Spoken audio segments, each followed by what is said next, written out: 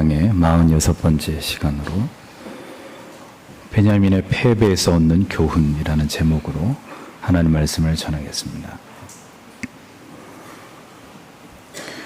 한 사람의 부패한 레위인의 개인적인 복수가 이스라엘 전체에 영향을 미치게 되어서 결국 심각한 내전의 양상으로 확대된 이 엄청난 사건을 사사기는 우리에게 보여주고 있습니다.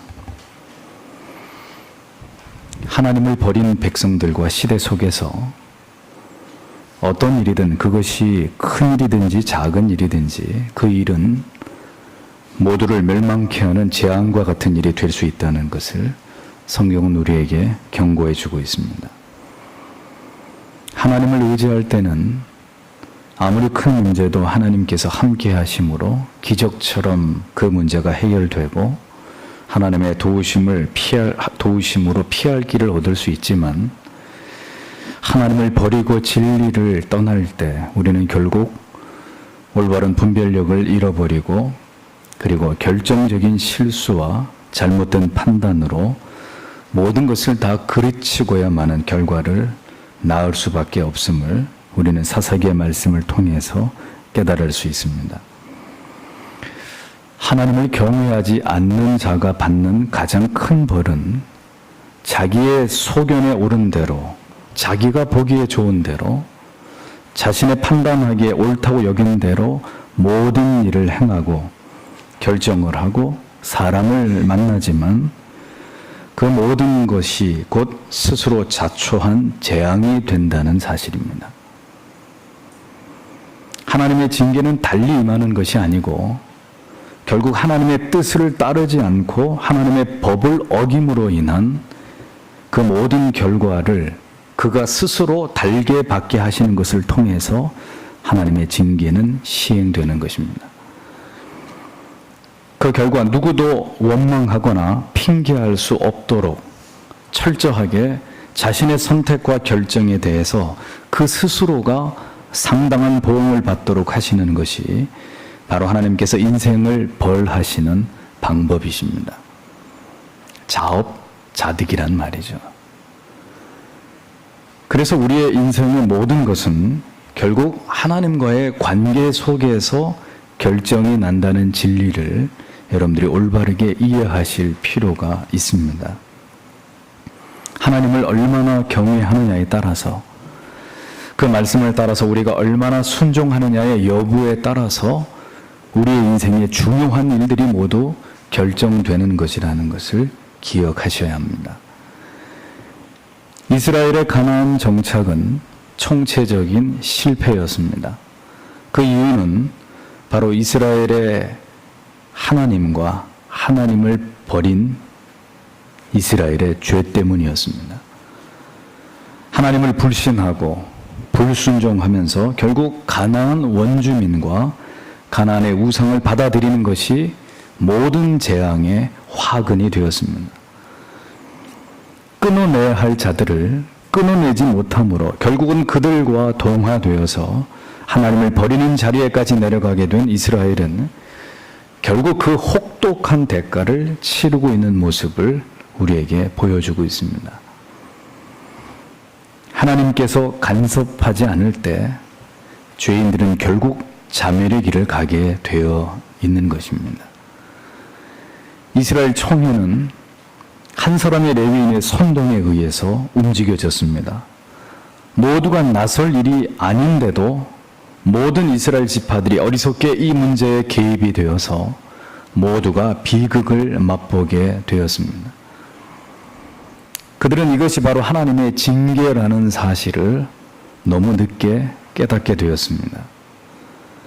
베냐민은 악을 저지른 기브아의 비류들만을 색출해서 법을 집행하게 하므로 베냐민 전체로 악이 번지지 않게 했어야 했습니다. 그로 인해 또한 자신들의 지파가 괴멸되는 그런 비극을 그들은 막았어야 했습니다. 그러나 그들은 악인을 두둔하고 비호하다가 결국 지파 전체가 악에 빠지는 어리석은 행동을 자행하게 되었습니다. 그리고 마침내 한 지파 전체가 거의 다 소멸되는, 돌이킬 수 없는 큰 재앙의 주인공들이 되어버리는 것을 우리는 성경을 통해 보게 됩니다. 베냐민을 응징하던 이스라엘은 뜻밖의 두 번이나 연이어 패배를 당하자 마침내 하나님 앞에 통곡을 하면서 회개를 하게 되고, 이 전쟁 가운데 하나님의 뜻을 드러내 주시기를 뒤늦게 간구하게 되었던 것을 성경은 기록하고 있습니다. 이어서 오늘의 본문은 이제 두 번의 패배 이후에 이스라엘의 베냐민을 처절하게 응징하는 장면이 기록되어 있습니다. 언제나 지혜로운 성도라면, 그리고 진리에 깨어있는 교회라면 죄악이 결코 확대되지 않도록 막아야 합니다.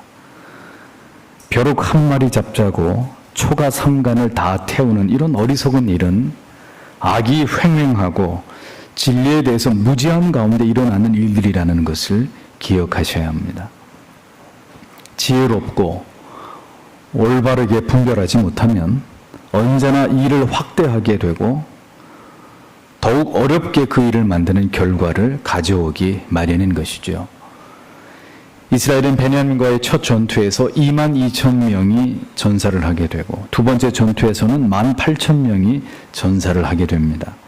단 두 번의 전투로 4만 명이 목숨을 잃게 되는 결과를 낳게 되었습니다. 이쯤 되면 베냐민 지파는 이제 전쟁을 그만두었어야 했습니다. 우리가 기브아의 범죄자들을 내어주지 않아서 이스라엘의 우리의 형제 4만 명이 목숨을 잃어버렸다. 그러니 이제 이 전쟁을 그만 그치자라고 결심했어야 합니다. 과연 이렇게 많은 사람의 생명이 희생되어야만 되는 그런 일인지를 다시 하나님 앞에서 생각해보고, 이러한 불필요한 전쟁을 이제라도 그만두자라고 그렇게 결정을 내렸어야 했습니다. 그러나 그들에게는 그렇게 판단할 지각도, 그런 지혜도 남아있지 않았었습니다. 하나님께서 간섭하시는 사람들은 속히 잘못되어져 가는 일을 그만둘 줄 아는 사람들입니다. 여기서 이제 그만 멈춰야 한다는 것을 아는 사람들이 하나님의 사람들입니다.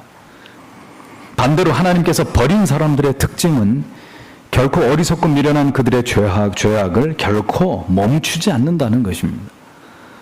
이제 그만할 때도 됐는데 여전히 악을 계획하고 도모하고 그 악을 저지르기 위해 혈안이 되어 있는 그런 모습들을 보게 됩니다. 계속해서 악을 행하고 죄를 짓고 자신들이 행하는 것이 얼마나 큰 죄악인지 알지 못하고 계속해서 그 자리를 떠나지 않는 것이 바로 하나님을 버린 악인들의 공통점입니다. 베냐민이 바로 그러했던 것을 볼 수 있습니다. 그들은 두 번의 승리를 통해서 기고만장 자만해져 있었습니다. 그들은 절대로 이 전쟁을 그만둘 마음을 갖지 않고 있었습니다. 하나님께서 함께하는 사람들은 거룩한 겁쟁이들입니다. 속히 돌이키면서 빨리 후회할 줄 아는 사람들이 하나님의 자녀들입니다. 아직 그 마음에 하나님을 향한 두려움이 남아있는 사람들이 하나님의 자녀들이라고 말할 수 있습니다. 그러나 하나님께서 버리신 사람들은 자만에 차 있게 하시고 교만에 빠져 있게 하십니다. 그 결과 그로 인해서 그들이 거듭 잘못된 선택을 하게 하고 결국은 그러한 선택으로 말미암아 망하게 되는 것이 바로 하나님의 심판의 방법이라는 것입니다. 진리가 들리지 않고 깨달아지지 않는 것이, 양심에 화인 맞은 것이 바로 하나님의 재앙이고 심판인 것입니다. 이스라엘은 이제 전략을 바꾸어서 공격을 합니다. 더 이상 기브아를 향해 올라가지 않고 기브아 사면의 군사를 매복하게 됩니다. 29절과 30절을 보십시오. 일단 군사들을 매복시켜 놓고 그리고 위장 공격을 감행합니다. 이스라엘이 연이어 두 전쟁에 패배를 한 원인이 무엇입니까? 베냐민은 수적으로 열세였지만 그들에게는 물매를 이용해서 귀신처럼 백발백중의 솜씨를 자랑하는 700명의 저격병이 있었습니다. 이 700명의 저격병이 성 위에서 몰려드는 이스라엘 연합군을 향해서 정확하게 조준사격을 하니까 몸을 숨기지 않고 무작정 돌격하던 이스라엘이 두 번이나 많은 사상자를 내면서 참패를 당할 수밖에 없었던 것입니다. 오래전에 나왔던 영화 라이언 일병 구하기라는 영화를 보면 제2차 세계대전 때 노르망디 상륙작전을 감행하는 장면을 아주 리얼리티를 살려서 극적으로 재현하고 있는 것을 볼 수 있습니다. 이 전투가 벌어진 오마하 해변에서 수많은 사상자가 발생하게 되는데 그 이유는 아무런 은폐, 엄폐물이 없는 가운데 미 해병대가 상륙보트를 타고 해변가에 도착을 하게 됩니다. 그러자 언덕 위에 독일군 벙커에서 쉴 수 없이 기관총이 불을 뿜습니다. 이런 불리한 상황에서 수많은 미군들이 배에서 내려서 총을 들고 채 싸워보기도 전에 많은 사람들이 그 해변가를 피로 물들이면서 전설을 하는 장면을 볼 수 있습니다. 이스라엘은 그렇게 베냐민 지파의 이 저격부대에 속수무책으로 당한 것입니다. 그래서 이번에는 이제 베냐민을 성 밖으로 유인해서 매복하던 군사들을 통해서 그들의 뒤를 치고자 하는 작전을 세운 것을 볼 수 있습니다. 31절을 보십시오. 베냐민이 바로 이 이스라엘의 작전에 말려드는 것을 볼 수 있습니다. 베냐민이 성에서 나와서 소수의 한 30명가량의 이스라엘의 군사들을 죽이게 됩니다. 그러자 32절에 이 작은 승리에 도취되어서 베냐민 지파는 생각하기를 우리가 처음처럼 계속해서 승리를 쟁취하고 있다고 더욱 자신만만해지는 그런 상황이 되게 되는 것이고, 이스라엘 연합군은 베냐민을 속여서 도망가는 척해서 베냐민의 군사들을 성으로부터 완전히 분리시키는 이런 계획을 세우게 됩니다. 거듭된 승리를 통해서 지금 베냐민 지파는 많이 자만해져 있는 상황이 되었습니다. 이스라엘 지파의 연합군과의 전투에서 연이어 승리를 경험하고 난 이 베냐민 지파들은 그만 신중함을 잃어버렸습니다. 그리고 이스라엘의 유인 작전에 넘어가고 맙니다. 40만 명에서 4만 명이 죽었어도 36만 명이나 되는 이스라엘의 군사들이 아직도 건재하고 있었는데, 그런데도 베냐민은 근거 없는 자신감에 도취되어서 성을 모두 빠져나와서 이스라엘을 공격하기 위해 광야로 뛰쳐나오는 실수를 범하게 됩니다. 그것은 어리석은 선택이었습니다. 이러한 장면을 보면서 여러분들은 무엇을 생각하십니까? 하나님께서 함께 하시지 않을 때 우리는 한순간에 무너질 수 있다는 사실을 기억해야 합니다. 우리가 잘나고 똑똑해서 여기까지 온 것이라고 생각해서는 안 됩니다. 돌이켜 하나님을 찾지 않을 때 언젠가는 우리의 선택이 돌이킬 수 없는 실수가 되어서 모든 것을 다 잃어버리게 될 수 있다는 것을 우리는 기억해야 됩니다. 지금 잘 나가고 있다고, 모든 것이 순조롭게 되어져 가고 있다고 자만하지 마십시오. 우리가 하나님의 뜻에서 지금처럼 멀어져 가고 있다면 반드시 우리의 꾀에 우리가 넘어가는 일을 당하게 되고, 그런 아픔을 통해서 뼈아픈 깨달음을 얻게 될 수도 있기 때문입니다. 33절에서 35절에는 베냐민이 이스라엘의 유인 작전에 말려들어서 결국 25,100명이나 되는, 사실상 베냐민 지파의 군대가 거의 전멸하다시피 된 결과를 얻게 된 사실을 기록하고 있습니다. 그리고 같은 전쟁에 대해서 이 베냐민이 참패를 당하게 된 그 자세한 경위를 다시 36절에서 46절까지 더 자세하게 첨부해서 소상하게 그 진행된 내용을 첨부해서 기록하고 있는 내용을 성경을 통해 우리는 볼 수 있습니다. 베냐민 군사의 수가 25,700명이었는데 600명만을 남기고 모든 베냐민의 군사들이 이 한 번의 전투에서 모두 다 괴멸됐습니다. 베냐민은 이스라엘의 작전에 완전히 속아 넘어가 성을 비우고 기브아의 초장으로 나아가 바알다말에 진을 치고 있었던 이스라엘과 싸우는 틈에 기브아 초장이 매복한 이스라엘 군사들에게 성을 내어주게 되었고, 이후에 양쪽에서 협공을 당해서 결국은 몰살을 당했던 이야기가 자세하게 기록되어 있습니다. 우리가 이 전투에서 유의해서 생각해 보아야 될 부분은 바로 34절 하반절에 싸움이 심히 맹렬하나 베냐민 사람은 화가 자기에게 미친 줄을 알지 못하더라 라고 기록하고 있는 대목과 그 다음 절인 35절입니다. 여호와께서 이스라엘 앞에서 베냐민을 쳐서 파하게 하심에 당일에 이스라엘 자손이 베냐민 사람 25,100을 죽였으니 다 칼을 빼는 자였더라 라고 기록하고 있는 말씀입니다. 성경을 잘 보십시오. 베냐민은 자신들이 참패를 당하게 될 줄을 알지 못했습니다. 지금 눈앞에 벌어지고 있는 일은 바로 자신의 지파를 향한 하나님의 심판이라고 결코 그들은 생각하지 못했습니다. 하나님께서 그렇게 베냐민을 심판하시기로 하셨다는 것을 성경은 분명하게 기록하고 있지만 그 당사자인 베냐민 사람들은 그 사실을 까맣게 모르고 있었다는 것입니다. 두 번의 패배 이후에 이스라엘 연합군이 모두 하나님께 금식을 하고 눈물로 회개의 기도를 드리면서 하나님께 속죄의 제사를 드렸을 때 이미 이 전쟁의 승패는 결정이 났던 것입니다. 하나님께서는 이스라엘의 연합군의 손을 들어주셨고 그들을 통해서 베냐민을 징벌하시기로 작정하셨습니다. 전쟁의 승패는 시편의 말씀처럼 사람의 수와 그들이 가진 무기의 수와 말의 넓적다리의 힘에 있는 것이 아니라는 것을 우리는 이러한 말씀을 통해 깨닫게 됩니다. 우리가 하나님 편에 서 있으면 천만대군도 두렵지 않지만 하나님께서 우리의 편에 서지 않으시면 천만의 대군을 거느리고 있어도 우리는 한순간에 모두 무너지게 될 뿐이라는 사실을 잊지 말아야 합니다. 그래서 성도와 교회는 언제든지 하나님과의 관계를 소중하게 생각해야 된다는 겁니다.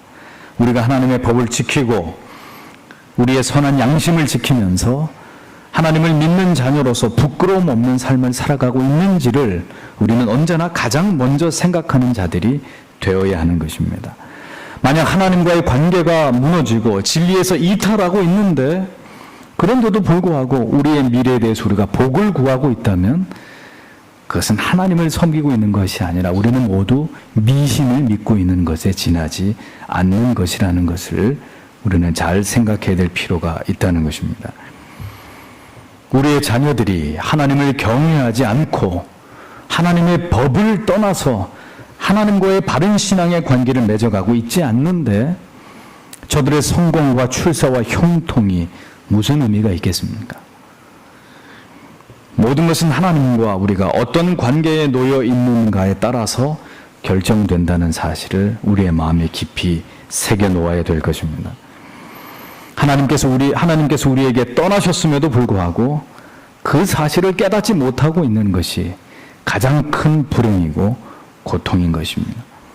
싸움이 심히 맹렬하나 베냐민 사람들은 화가 자신에게 미친 줄을 알지 못하였다라는 기록을 우리가 그래서 유의해서 보아야 하는 것입니다. 싸움이 이전과는 달리 지금 매우 치열한 양상으로 치닫고 있었습니다. 그러니 베냐민은 당황할 수밖에 없었을 겁니다. 처음 전투와 두 번째 전투에서는 이스라엘의 공격을 격퇴시켜서 각각 22,000과 18,000명의 이스라엘 군사들의 목숨을 거두었는데 세 번째 전투에서는 좀처럼 쉽게 승부가 나지 않는 싸움이 이어지고 있었습니다. 그들은 하나님께서 이스라엘을 통해서 자신들을 치고 계신다는 사실을 다시 말씀드리지만 그들은 몰랐기 때문입니다. 성도 여러분, 하나님께서 치실 때 누가 그 하나님을 대항할 수 있겠습니까? 하나님께서 하나님을 떠난 백성들을 그 시대를 심판하시려고 할 때 누가 그 하나님의 진노의 심판을 막아설 자가 있겠습니까? 이러한 하나님의 심판이 우리의 당대와 다음 세대에 임하지 않기만을 우리는 오늘도 하나님 앞에 기도해야 할 것입니다. 그러한 하나님의 심판이 이루어지기 전에 하나님께로 모두 돌아가는 일이 있어야 할 것입니다.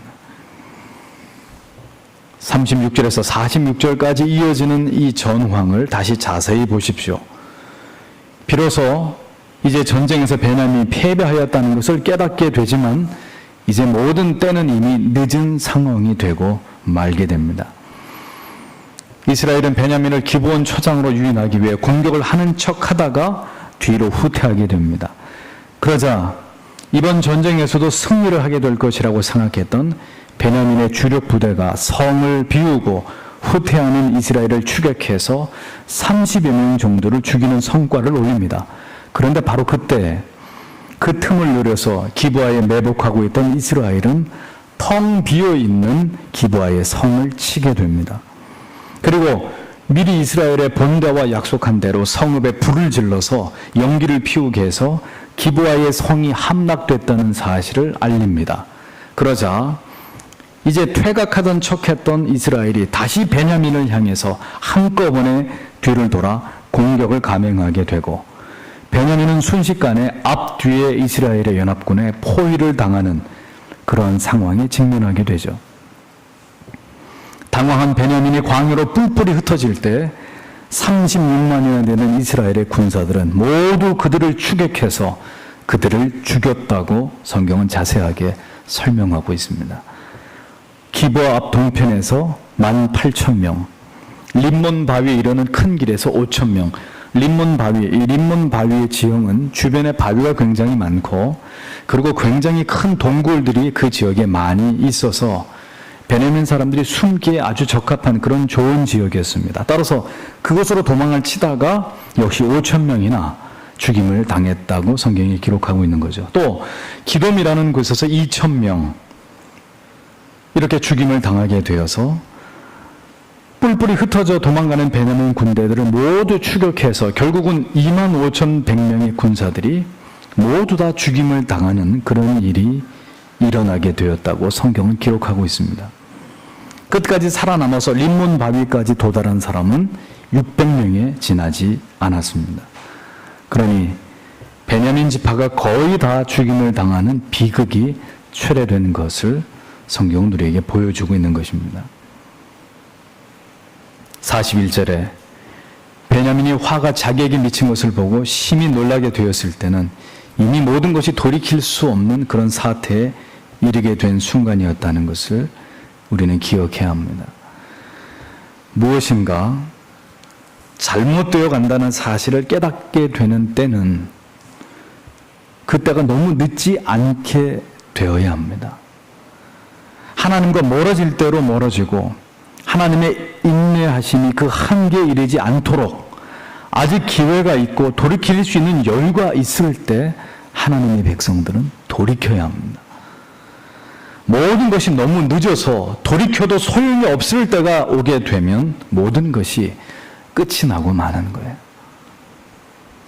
결국은 하나님의 불붙는 심판의 칼에 모두 심판을 당해야 비로소 화가 우리에게 미쳤다는 것을 깨닫는 그런 불행한 일이 다시는 우리 가운데 일어나지 않도록 오늘 이 말씀을 대하는 성도 여러분, 우리가 살아가는 이 시대를 잘 분별하시고 올바른 신앙으로 하나님을 경외하는 참된 예배자들, 참된 성도들이 되셔야 합니다. 오늘 이 성경의 이야기를 그저 남의 이야기라고, 성경 속에 있는 이야기라고 가볍게 여기지 마시고 우리가 이 마지막 때에 하나님을 올바로 신앙하지 않고 진리의 말씀을 토대로 하나님을 경외하지 않는다면 오늘 우리 시대와 다음 세대 안에 이러한 하나님의 징벌과 재앙이 우리에게 임할 수도 있다는 것을 가볍게 생각하는 자들이 되어서는 안 될 것입니다. 이스라엘은 600명만을 남겨둔 채 모든 베냐민 사람들을 죽였습니다. 48절에 보면 이스라엘 사람들이 베냐민 자손에게로 돌아와서 온 성읍과 가축과 만나는 자를 다 칼날로 치고 성읍마다 다 불태웠다고 성경이 말씀하고 있는 것을 보지 않습니까? 600명의 남자만 남기고 이스라엘은 모든 베냐민 사람들을 다 죽여버렸어요. 하나님께서 올라가라고 말씀하셨고 베냐민을 내 손에 붙이셨다고 말씀하신 것은 분명히 사실이었습니다. 그러나 베냐민을 형제라고 부른 이스라엘에 이 같은 무차별적인 살육이 과연 하나님이 기뻐하시는 뜻이었을까 하는 문제에는 많은 의문이 남습니다. 이스라엘은 마치 피에 굶주린 복수자들처럼 베냐민의 군사들 대부분을 죽였고 이에 그치지 않고 그 베냐민 자손의 모든 성읍을 공격해서 부녀자들과 노인들과 아이들까지 심지어 가축까지 닥치는 대로 죽이고 그들의 성읍을 다 불태우는 야만적인 모습을 보여주고 있었습니다. 하나님께서 허락하셨을지라도 이렇게까지 형제에게 행하는 것은 결코 옳은 일이 아니었음에도 불구하고 이스라엘은 뭐에 홀린 듯이 단 600명을 남겨놓고 베냐민을 전부 다 씨를 말리는 그런 무시무시한 보복을 저질렀단 말이죠. 그들이 진정으로 눈물을 흘리면서 회개했고 그들의 형제 베냐민의 죄악을 아파한 자들이었다면 그들은 어느 정도의 선에서 전쟁을 마무리했어야 했습니다. 베냐민이 더 이상 전쟁을 수행할 수 없을 정도로만 피해를 입히고 서둘러 그 전쟁을 마무리 짓고 이제 이 문제를 두고 하나님 앞에 함께 회개함으로 모든 문제들을 매듭 지어야 옳았습니다. 그러나 이스라엘은 베냐민도 그러했듯이 도를 넘어버렸던 겁니다. 눈물로 회개하고 형제의 잘못을 바로잡고자 하는 정도의 전쟁이 아니라 피의 보복으로 그들을 처절하게 베냐민을 응징하고야 말았던 사실을 성경 우리에게 여과 없이 그대로 보여주고 있습니다. 이런 이스라엘의 모습에서 우리는 무엇을 깨닫게 될까요? 언제나 하나님의 일을 감당할 때에는 우리에게 그 일보다 더 중요한 것이 바로 신앙의 올바른 분별력과 그리고 인격의 성숙함이라는 사실을 우리는 기억해야 되는 것입니다. 결코 우리의 감정을 앞세워서는 안 되고 하나님 앞에 삶과 두렵고 떨림으로 하나님의 뜻을 이루어가는 신중함이 오늘 우리에게 필요하다는 것입니다. 하나님의 뜻을 온전하게 살피고 결코 성급함으로 하거나 사람의 혈기로 하지 아니하고 하나님의 간섭하심과 도우시는 은혜로 하나님의 뜻대로 모든 것을 이루어가도록 신중에 신중을 기하는 것이 하나님의 뜻을 이루어가는 올바른 태도라는 사실을 우리는 잊지 말아야 합니다. 그래서 무슨 일을 행하든지 우리는 성경과 교리를 통해서 올바른 분별력과 지식을 가지고 그리고 지혜를 주시기를 기도하면서 성경과 교리의 근거에서 하나님의 마음에 합한 대로 모든 결정들을 신중하게 내리고 풀어가야 되는 자세가 우리에게 필요하다는 겁니다.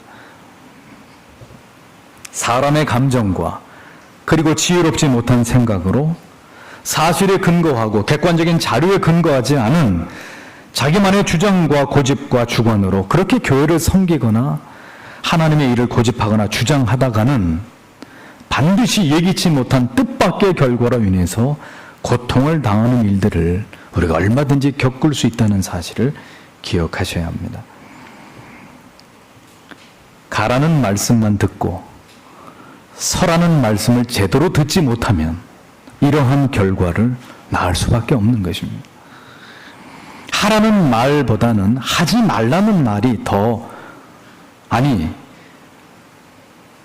하라는 말보다는 하지 말라는 말을 우리가 더 듣지 않으려고 하는 그런 습성이 우리에게 있다는 것을 우리가 잘 알아야 됩니다.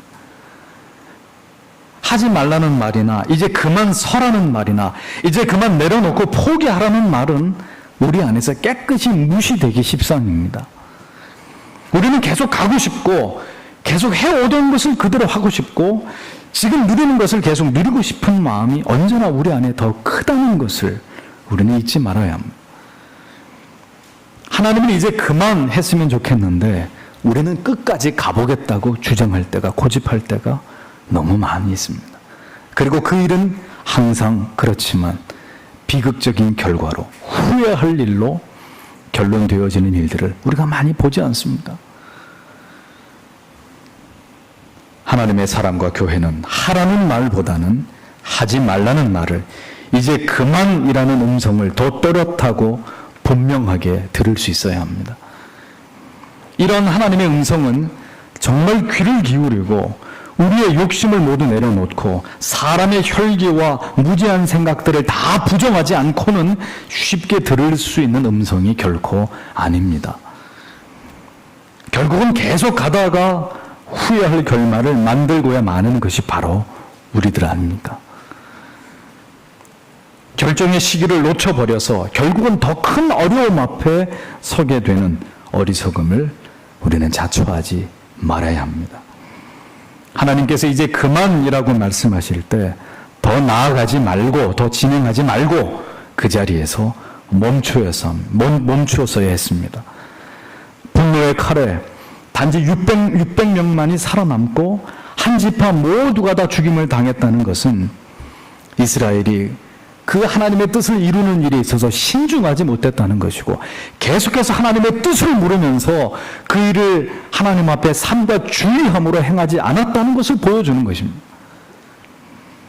계속해서 하나님의 뜻을 물었더라면, 하나님 앞에 이 일을 두려움으로 행했더라면 그들은 이러한 비참한 결과를 만들어내지 않았을 것입니다. 하나님이 허락했지만 그들은 자기의 생각대로, 자기의 혈기대로, 자기의 고집대로 일을 진행시켜 나가다가 결국은 돌아서서 통곡을 하면서 자신들이 행한 일을 돌이켜 후회해야만 되는 그런 일들을 만들어 놓고야 말았던 것을 성경은 우리에게 보여주고 있는 것이죠. 하나님에게서 멀어진 자의 분노와 혈기는 모든 것을 망쳐놓고야 말게 되어 있습니다. 브레이크가 고장난 자동차와 같다는 이야기입니다. 이스라엘은 그렇게 자신들을 지혜롭게 잘 다스릴 수 있을 만큼 영적이지 않았습니다. 하나님을 떠나서 우상을 숭배하면서 음란하고 타락한 삶을 살아왔던 자들이었기 때문에 그들이 하나님께로 돌아오기는 했어도 하나님의 뜻을 분별하고 하나님이 원하시는 바대로 모든 것을 이루어 가기에는 아직 역부족이었습니다.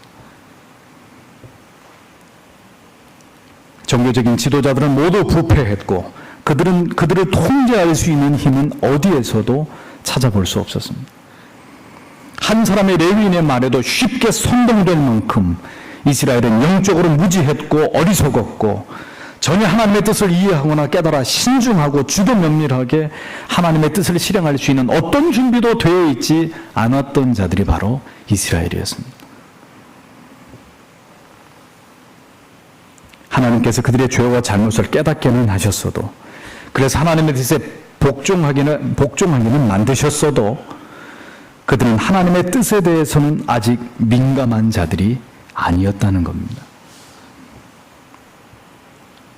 하나님을 버리고 살아오던 삶이 어떻게 하루아침에 돌이켜질 수 있겠습니까? 그래서 우리는 어떻게 해서든 은혜 안에 있어야 되고 진리 안에 있어야 되고 교회 안에 머물고 있어야 되는 겁니다. 하나님과 멀리 떨어져 있었던 이스라엘은 하나님께서 올라가라 하신 전투를 수행하면서도 결국 하나님이 원하시는 결과가 아닌 베냐민이 거의 다 무너져버리는 결과를 만들어내고야 말았습니다. 하나님에 대해서, 하나님을 아는 지식에 대해서 아직 서툰 사람은, 그래서 영적인 일에 무지한 사람은 아직 하나님의 일을 감당하기에는 준비가 되지 않은 사람이라는 것을 기억하셔야 합니다. 하나님과의 관계가 진정으로 친밀하고 하나님께 민감한 사람이 아니라면, 하나님에 대한 상당한 지식과 체험이 축적된, 그래서 하나님의 뜻대로 하나님의 일을 이루어가기에 삶과 두려워하는 사람이 아니라면 그에게 중요한 하나님의 일을 맡길 수 없는 이유가 바로 여기에 있는 것입니다. 기다려야 합니다. 충분히 회개하고 돌이키고 성숙되고 그래서 자기를 부인할 수 있을 때까지 교회는 성도님들을 영적으로 양육하고 가르치고 연방하고 다듬어 가야 될 책임이 있는 것입니다. 섣부른 판단으로 명료하고 깊이 있는 신앙으로 하나님의 음성을 충분히 듣고 반응할 수 있는 그런 성숙함이 준비되지 않은, 아직도 여전히 가나안의 영향을 받은 모든 죄악의 관성을 따라서 살아가는 일에 익숙했던 이스라엘은 그래서 자신의 생각대로 모든 일들을 진행한 결과로 이스라엘의 한 지파를, 그 지파의 대부분을 잃어버리게 되는 어처구니 없는 실수를 범하게 된 것입니다.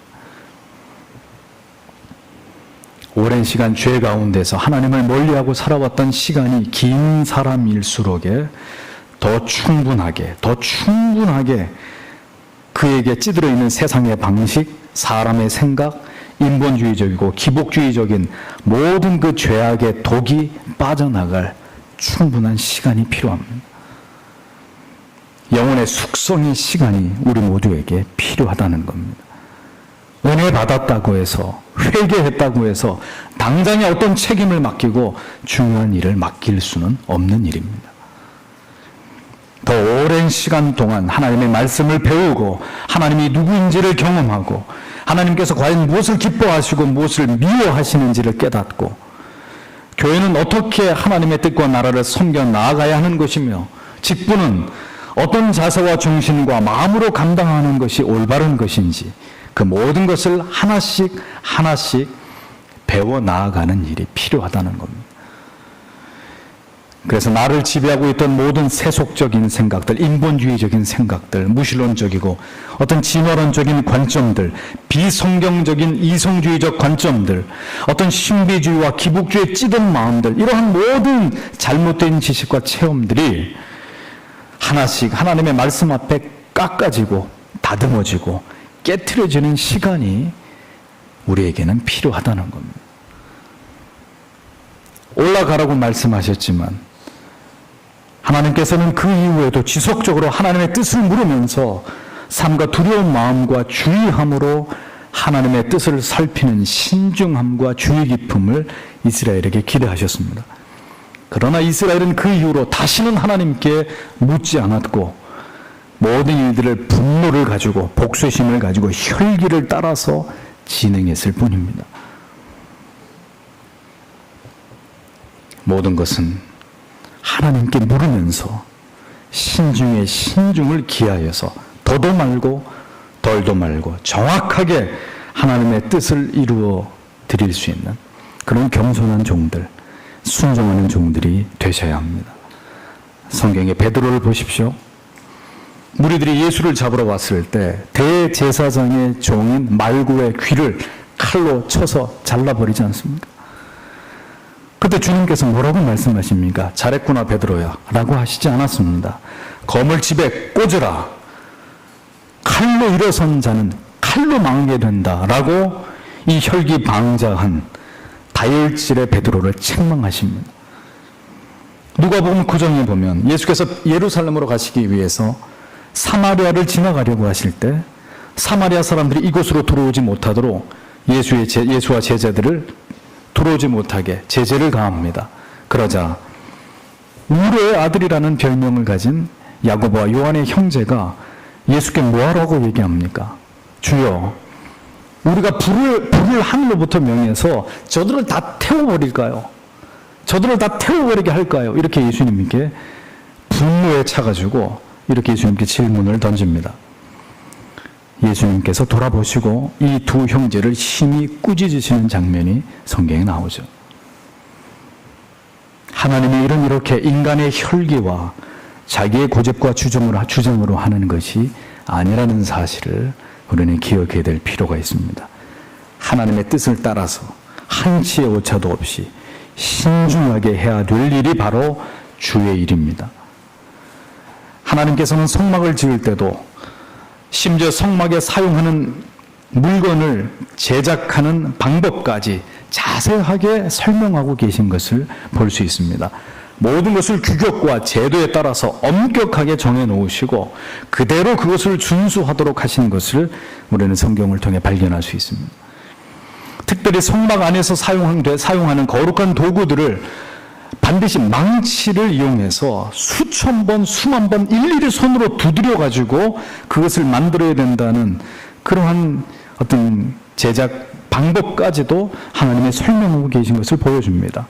소재에 쓰인 고운 가루는 여러 번 채로 치고 망으로 걸러서 절구에 갈아가지고 아주 고운 가루로 만들어야 된다는 것을 말씀하고 있습니다. 성소를 밝히는 감람유도 으깨고 또 으깨고 잘 걸러서 그 기름을 정제해서 가장 맑은 감람유로 연료를 삼아서 그름이 나지 않게 성소를 밝혀야 된다는 규정들을 말씀하고 계십니다.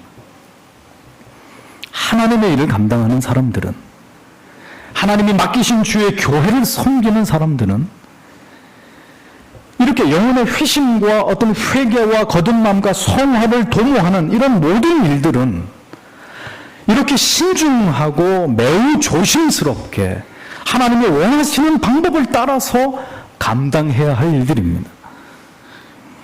그렇게 해야 하나님의 간섭하심과 도우심 속에서 그 모든 일들의 그 결과까지도 하나님이 기뻐하시는 결과를 낳게 되는 것입니다.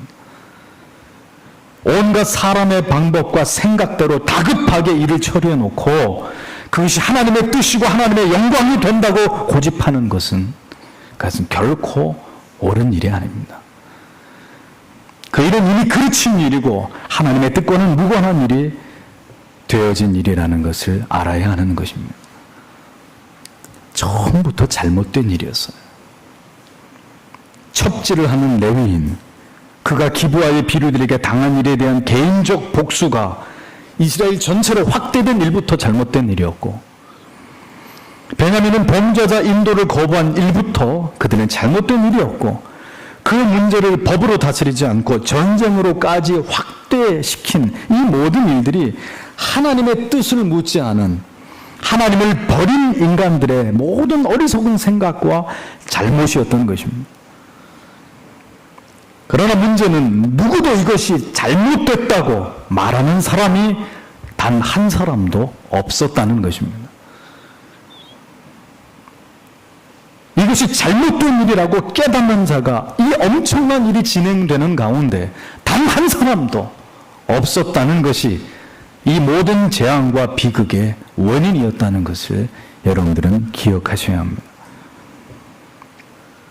무엇인가 심각하게 잘못되어 가고 있는데도 아무도 그것이 잘못되어 가고 있다고 말하지 않는 것이 바로 하나님께서 이스라엘과의 베냐민을 버리셨다는 증거입니다.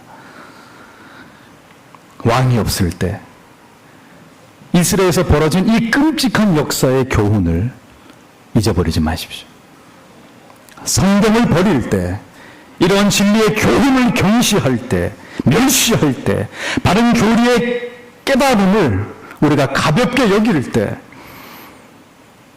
돌이킴과 회개를 촉구하시는 하나님의 음성에 귀를 틀어막을 때, 우리의 마음을 닫아버릴 때 이미 우리도 이 비극이 우리 안에서 시작되고 반복되고 있는지도 모를 일입니다. 사랑하는 성도 여러분, 사사기의 말씀을 단지 구경하는 자들이 되지 마십시오. 이 말씀을 철저하게 나에게 대입하고, 우리 가정에 대입하고, 이 교회에 대입하고, 우리가 살아가고 있는 이 시대에 대입해서 우리가 무엇을 깨달아야 되는지, 그리고 무엇을 이제 돌이키지 않으면 안 되는지를 심사숙고하셔야 합니다. 어쩌면 이런 경고의 말씀이 여러분들에게 마지막 말씀이 될 수도 있다는 것을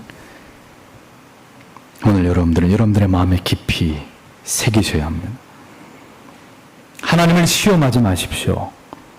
모든 성경 속에 일어난 일들에서 교훈을 찾아야 합니다. 그것이 아름다운 역사이든 비극의 역사이든 말입니다. 하나님의 말씀을 통해서 이 마지막 시대에 하나님의 교회와 성도가 나아가야 될 올바른 방향이 무엇인지를 여러분 모두가 분명하게 깨닫게 되시는 은혜가 여러분 모두에게 함께하게 되시기를 바랍니다. 기도하겠습니다.